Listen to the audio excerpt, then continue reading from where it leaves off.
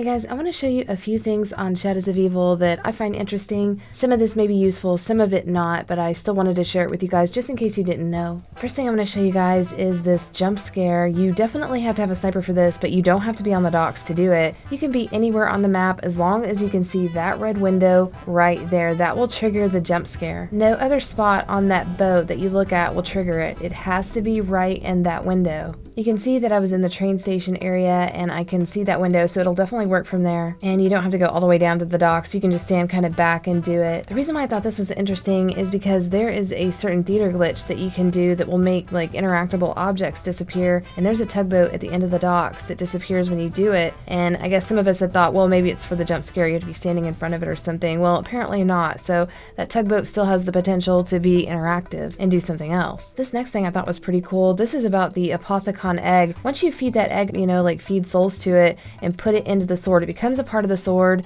And then if you go up to it in theater mode, there's like a four-legged rat creature inside of it. It has a really long tail and kind of a dog face, and it doesn't look like it has formed any ears yet. So I'm like, what is this thing? It doesn't really relate to anything on the map. I'd be really curious to know what you guys think about this. Yeah, this just doesn't make sense to me at all. I went to go look at the arch ovum to see if it had anything inside of it, and it doesn't. And they're calling this thing an arch ovum, and I think what they mean by arch is like leader, and then ovum is a female reproductive cell. And this thing looks very much like a cocoon. And it is used to upgrade the sword, so, maybe there'll be some potential here for using it to upgrade the wonder weapon, since it seems to have that kind of power. And after we upgrade the sword, we are still holding this in the special items in our inventory. But it's been something I've been thinking about as far as like potential for upgrading the wonder weapon, so yeah, let me know what you guys think about that.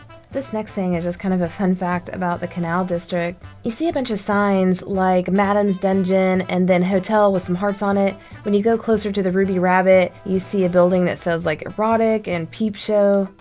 And then when the female character goes inside of the Ruby Rabbit, she says something like, I make my money standing up, alluding to like maybe prostitution going down in here. I'll play the line that she says right here.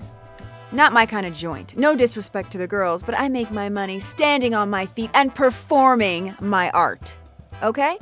I don't know how many of y'all know this, but this is definitely referencing the Canal District in Amsterdam. It's called the Red Light District. And a red light district is basically part of an urban area where there's a lot of like prostitution and like sex-oriented businesses. And here's like live footage of the actual canals in Amsterdam. Yeah, and it definitely looks a lot like the canals in Shadows of Evil. There's even a place that says like Peep Show, and the bridges that go over the canal definitely look a lot like the ones on Shadows of Evil. So basically that's what the canals are. It's the Red Light District, and the Ruby Rabbit is actually a brothel or like a whorehouse. Another thing I thought was interesting that maybe not a lot of people will get the reference to, the Wool Club that's in the Footlight District is actually themed after the Cotton Club, this really famous club in Harlem. So you can kind of get the play on words here like cotton and wool. During the 1920s and 30s, Cotton Club would have a lot of famous performers, and one of them was called Cab Calloway. And if you notice the front of the Wool Club, it says Cabby Malone, so I think that's probably definitely referencing this Cab Calloway. Here's a picture of the real Cotton Club back in the day, and you can see it says like Cab Calloway on the front. Here's a painting here that represents it, and you can see the guy with the saxophone looks a lot like how the Cabby Malone looks. I just thought it was cool to see like where Treyarch is getting some of their ideas for these designs in this map. The last thing I want to show you guys is about the little Arnies. There's some quotes from Nero that are really interesting, and he gives some information about this little Arnie. I'll let you guys listen to it right here. This jar appears to house some kind of specimen. It may be a previously unknown kind of invertebrate. In this jar, great power awaits to be unleashed. Oh, you may be small, but you have the potential to be a destroyer of worlds. Perhaps this infant offspring despises its entirely monstrous family tree.